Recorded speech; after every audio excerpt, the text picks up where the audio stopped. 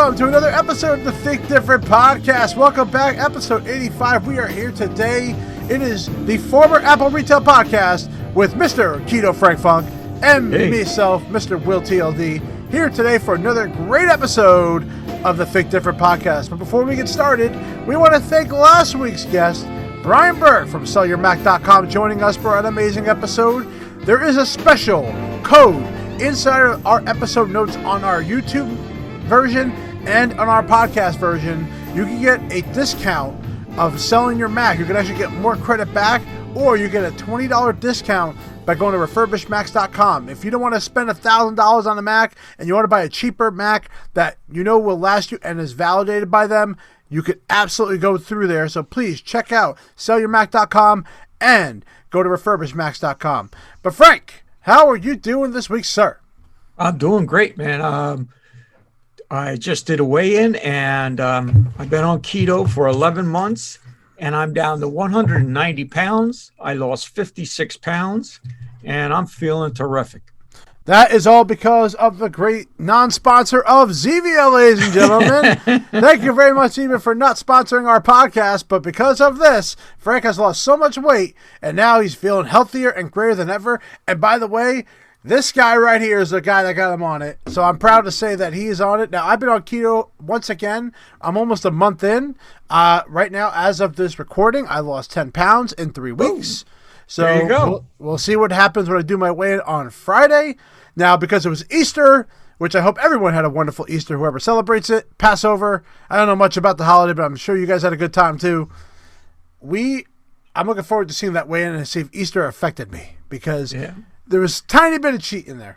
You had your sister's birthday, right? That's right. My sister's birthday also was celebrated at the same time, because she always happens to fall around Easter time. Just like on my birthday, always falls around Mother's Day. So I got to always deal with that. Everybody always used to call you a mother. Yeah, well, that's the way it is. But we have to talk about this week in history, Frank, and we had something really special happen this time on April of 2010, because the first generation iPad was released into stores. Now, it was the Wi-Fi version first and then the cellular one. But Frank, I want to talk about that launch. We were both in an Apple store, probably in the same one at the time. Busy day. I will remember that. It was crazy. We ran out of a lot of models. This was my, I don't know how, I've been a part of a couple product launches, but this one was a little bit easier than the iPhone because there was no activation involved. And it definitely ran smoother than an iPhone one would. But this, especially a 3G one, if we all remember the iPhone 3G. And yeah, this was definitely a fun launch. And I don't have a true recollection of the whole day, but I do remember that it was a busy day. Yeah, well, the thing that I remember about it was they had the black curtains across the front. Oh, yeah, we had to switch them. That's right. Yep. They had to put the display on. And the iPads came in a half an hour before the store opened. And that I won't forget that, because I thought, geez, that's not a lot of time for all of us to review what the product can do. Now, granted, it was running the same operating system as the phone, but nonetheless, you still want to touch it, feel it for a little bit before the customers walk through the door. Mm-hmm. The other thing I remember about that, at the setup table, we had a customer who they wanted it for their mother, and they wanted to put a special message on the front screen. So what we did was we took the notepad and we put "Happy Birthday, Mom" or something to that effect, took a picture of it, and then used that as the screen, as the opening screen for the iPad. So we had a lot of fun that day with helping customers, doing different things and surprising different people with the device. Yeah, I will tell you that was a nice thing where you used to put like a screensaver and it Yep. would be like congratulations or something like that. I remember us doing things like that as a fun way to already have it set up for them because back then you didn't have to set up the Apple ID and all that beforehand. It was a little different back then. Now you don't want to do that. I would recommend never doing that. Yeah. But it's amazing. Here we are 11 years later. This has become the computer replacement, or I would say a laptop replacement for most users, and it truly has changed the world when it comes to tablets. I mean, there's no such thing as a tablet. iPad is so much more than a tablet. Not to mention it's part of a great ecosystem to work with your devices. So tying into that, well, Apple is going to be releasing some new stuff because WWDC 2021 is taking place June 7th through June 11th, and they are doing it digitally as they have in all of 2020. And for the first time, it's going to be free for all developers. It's held online, and the developers will. Usually, there's a lottery system. You have to pay for a lottery. Not this year. They're just giving away It's completely usually free. about $1,500, right? It's expensive. Apple's not doing that this year, but the idea is that they're going to be talking all their iOS, iPadOS, macOS, watchOS, tvOS, and who knows? Maybe they'll debut iPodOS, or maybe they'll have a HomePod. No, they won't have a HomePod. That's dead, folks. But HomePod 2. HomePod 2, yeah, maybe they'll have the HomePod 2 come out. We'll talk about hardware in a second. But a special thing they're doing this year is a Swift Student Challenge. Swift is a platform to help students learn how to use coding for the first time in a fun way, like a game. And they want people to create their own interactive scene using Swift. And they have till April 18th to submit that. And the cool thing is the winners are going to get WWDC 2021 apparel, a custom pin set, and 1 year free membership to the Apple Developer Program. Wow, pretty good. Yep. So now we have to talk about right now in March and April. The rumor was there were new stuff coming out. That has not happened. Okay. So, is the plan that they're going to do all this in one day? Is it going to be all the OSs and a new iPad, which was the biggest rumor going out? A new iPad mini is a rumor. A new Apple TV is a rumor. Heck, we still have AirTags, still not out yet. But They keep teasing that Find My app is, updating it. What is going to happen here, Frank? I don't know. Well, what's the other big rumor? The invitation that went out, the emojis had people with eyeglasses on. So is this the year for the Apple glasses? That's what a lot of people thought, because we thought, and in the there's an image that looks like you with hair, and Me with hair? Yeah, with you with hair, but you don't have hair. I just want to point that out. He hasn't had hair in over 37 years.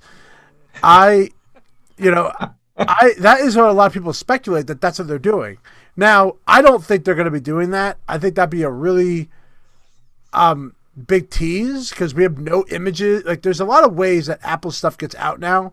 This hasn't gone out. There's no glasses that have ever been seen by this. But I think it's There's just no glasses out in the wild left at a bar or anything, huh?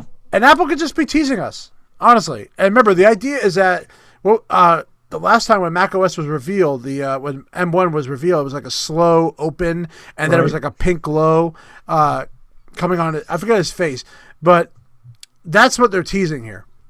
Just what the fact that you have the icons like that you're pretending to the glasses. Well, I'll tell you what I'm looking for, or what I'm hoping for, I guess I should say, is new iMac.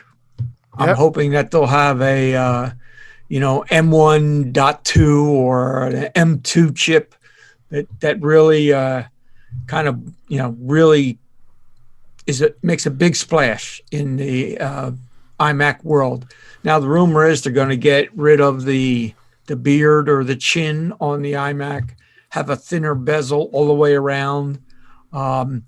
The screen is supposed to far surpass the 27-inch 5K model. Yep.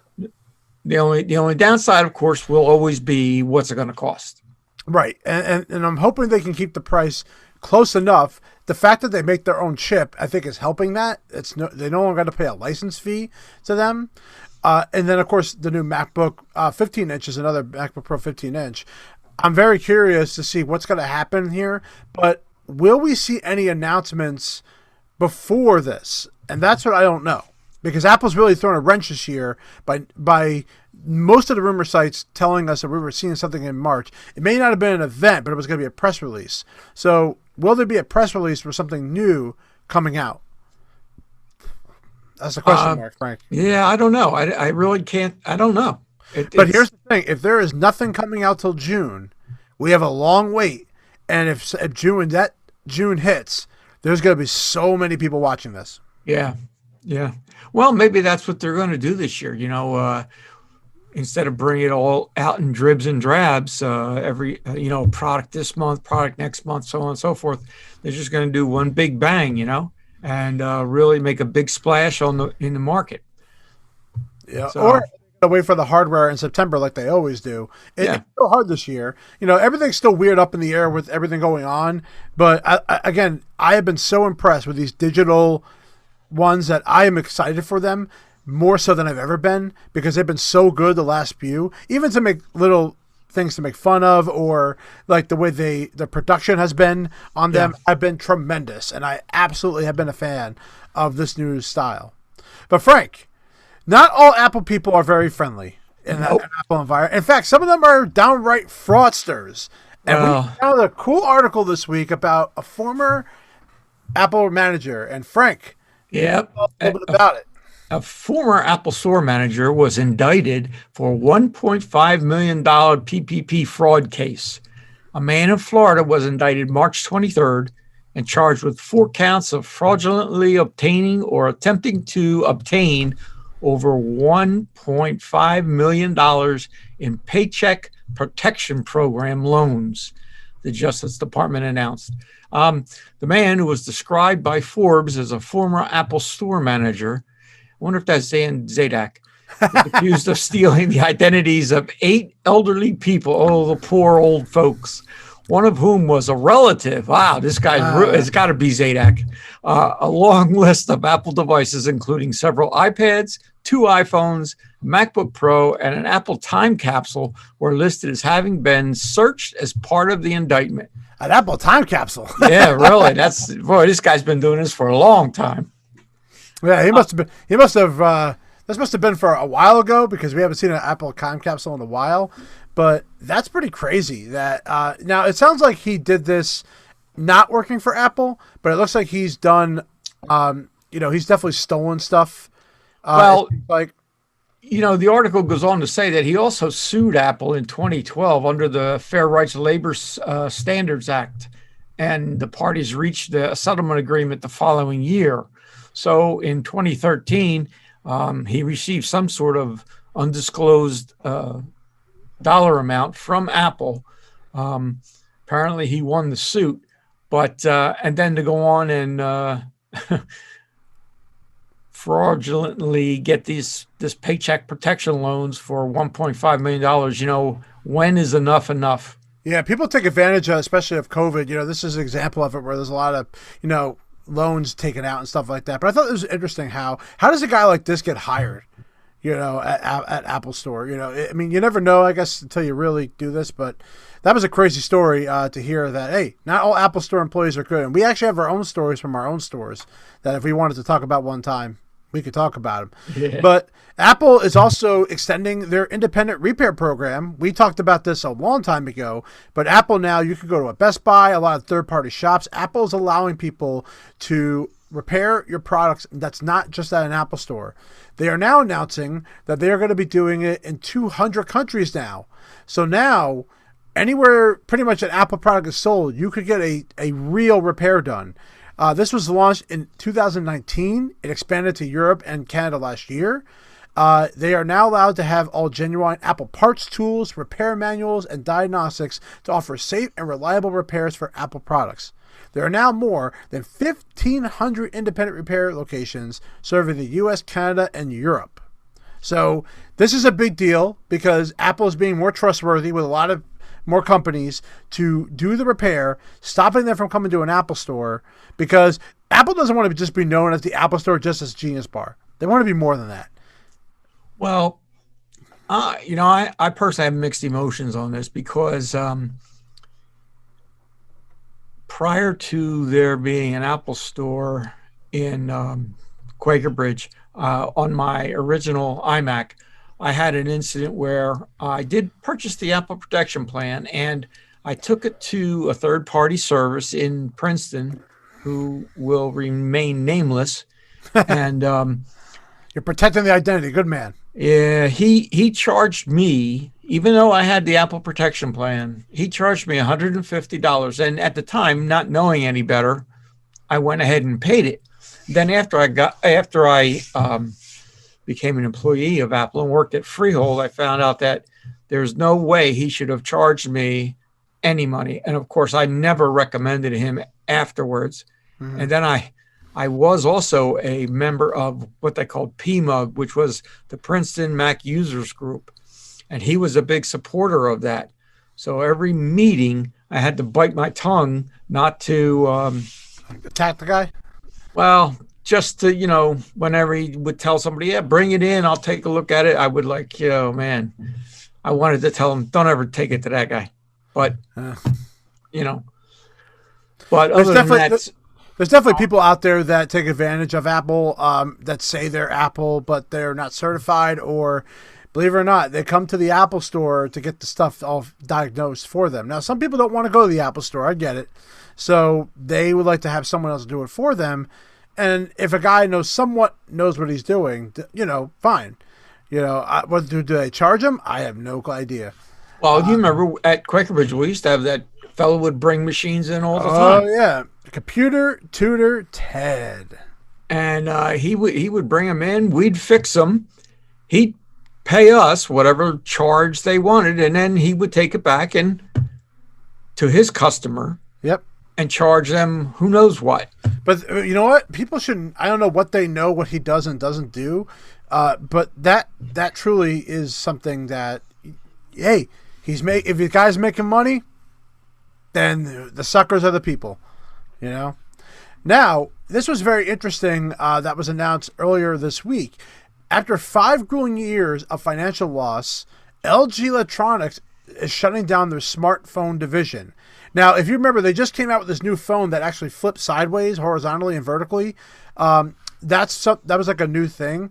But they're moving on to something completely different. And LG was a big deal back in the day. I remember the LG Chocolate. Yep. That was a big one before iPhones were a big deal. They were like the first smartphone. But yeah, they haven't done anything. And LG, honestly, when was the last time you heard of an LG phone that was popular, or someone said they had an LG phone? Well, they have them installed in your refrigerators now. So maybe they're just making bigger screens for their refrigerators so you can see what inventory you have in your refrigerator. But I don't see anybody that has an LG phone. No. And that's the problem. How marketable were they? They did come out with some really cool ideas, but it's like they didn't have a flagship product. They just kept coming out with these cool ideas, but it wasn't worth buying them. They had they were teasing the world's first rollable phone. Then they had this wing phone, and it was just too much, Well, when something's not really your core product, and some of the products within Apple, you can make the same argument that you get outside of your core products, and they're just like, oh yeah, we can do this because we make TVs. And they do it, but they don't really put their whole heart and soul into it.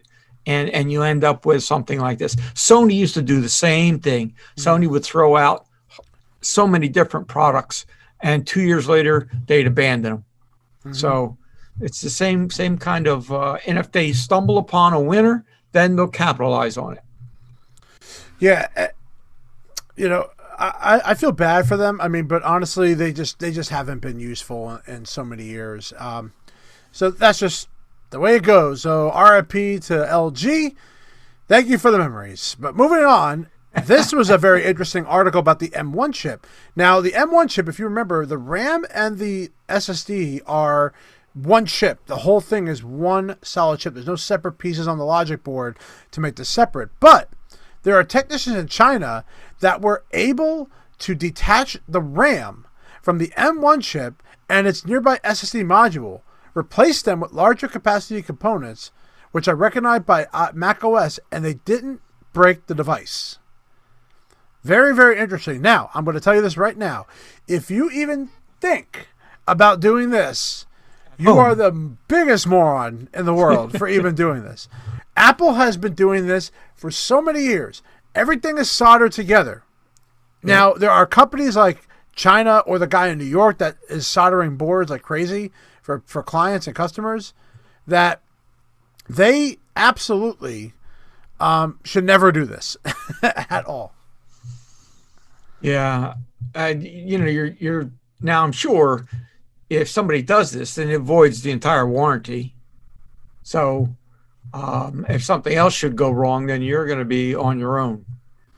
So yeah, bad idea. But I thought it was an interesting article how someone was able to do it and, be able to still have it recognized and still work.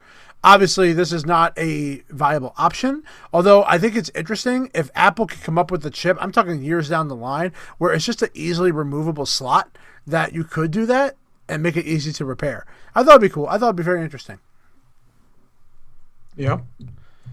But, Frank, to end this beautiful day, we've talked about some good, some bad, but now we're just going to talk about bad.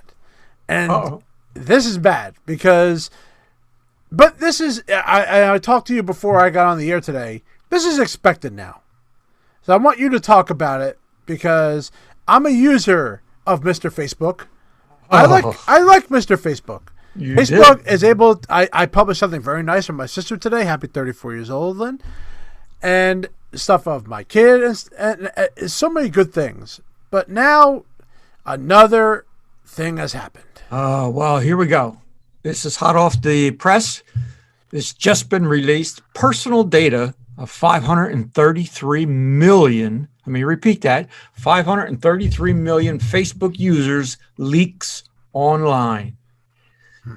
Personal data from 533 million Facebook accounts has reportedly leaked online for free, according to security research Alan Gall. Insider said it verified several of the leaked records. The exposed data includes personal information of over 533 million Facebook users. You too, Will, could be one of those users. I could be one of those users. In 106 countries, including over 32 million records of users in the U.S., 11 million users in the UK, and 6 million users in India. Who would have thunk only 6 million users in India of a country over billions and billions of people? But anyway, according to Insider, it includes their phone number, Facebook IDs, full names, locations, birth dates, bios, and in some cases, email addresses.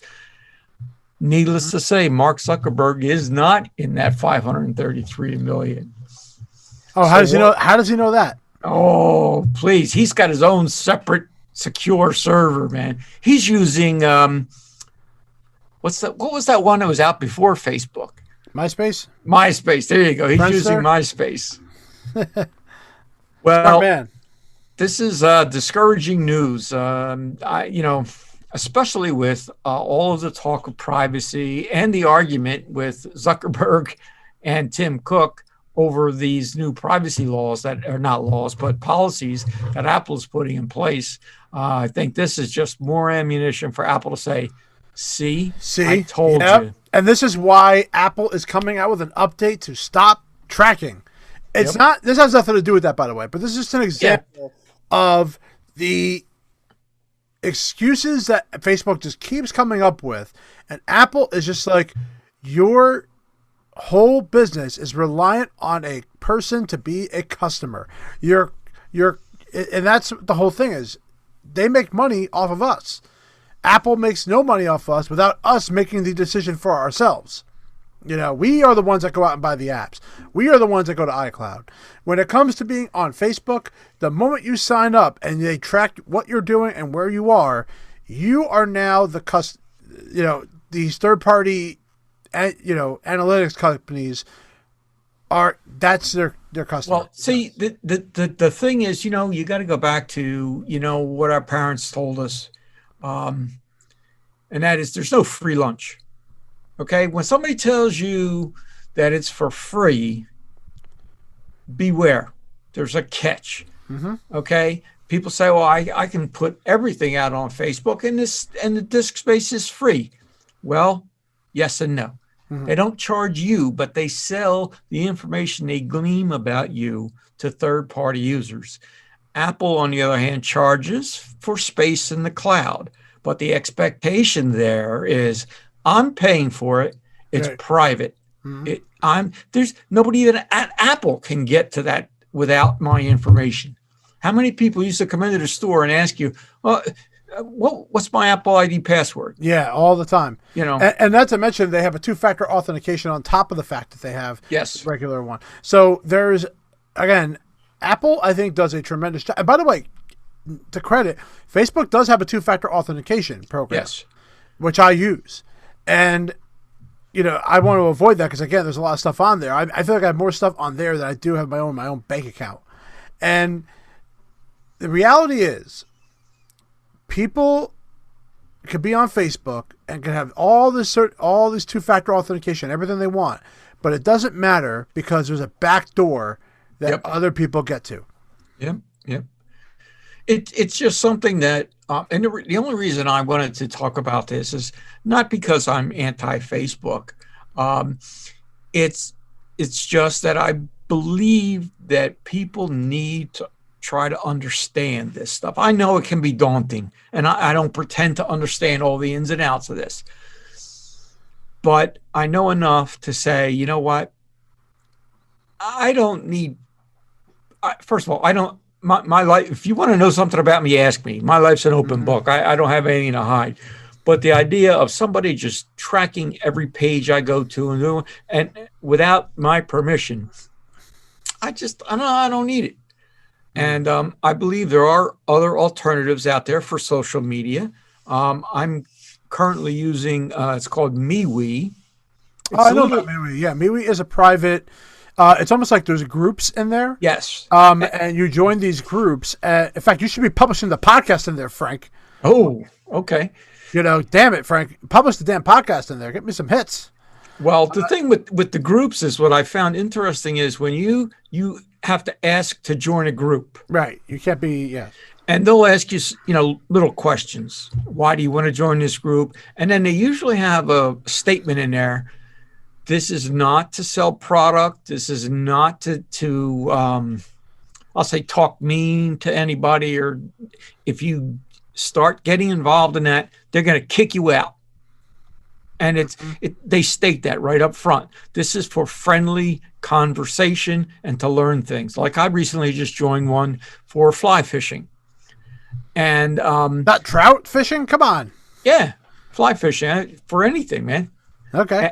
And they it's all about learning and getting together like-minded people that want to talk about a particular subject. I also am on 2 groups for drummers. And it's a lot of fun. And, there's none of this, these Twitter conflicts that go on. It's none of that stuff. It's just, you ask somebody a question about something and their opinions and they get back to you. So MeWe is one that I've looked at. And so I'm dabbling with that a little bit. And that's a lot of fun. Good. Well, like I said, there are other options out there, folks, than Facebook. Reality is, I like Facebook. I still think it's able to connect me to my family much better than I ever had to when I didn't have a Facebook or a MySpace. So the reality is, I get to be more in tune of what's going on with them. But there's always that dark space there, and that's unfortunate. But that just comes with technology, and hopefully, they'll learn from this. But as we all know, this is going to happen again because it's happened every year, sometimes maybe more than once. So that's the reality of it. But Frank, that's our episode for this week. Episode 85 is in the books. 85. 85 episodes. My God, 15 away from the 100. And we will have to do something really special for the 100th episode because I want to get there. That's going to happen this year at some point. So it's going to be really exciting. Hopefully, a big release or a big product will happen. It'll be amazing. But Frank, in closing notes this week, do you have anything to say to your Apple fans out there? Oh, well, the band I'm in, we played this week for the first time in a year. Thank you for the reminder. Yes. And in fact, this episode opened up with that song, Frank, because I stole it. Oh, okay. And you know what we're going to do? We're going to also outro it right now. So, Frank, listen to Frank right now here on the Think Different podcast. His beautiful drumming capabilities on his drum set. That's right. And thank you, everyone, for joining us for the Think Different podcast. I am Will, and I love every single one of you. Peace out.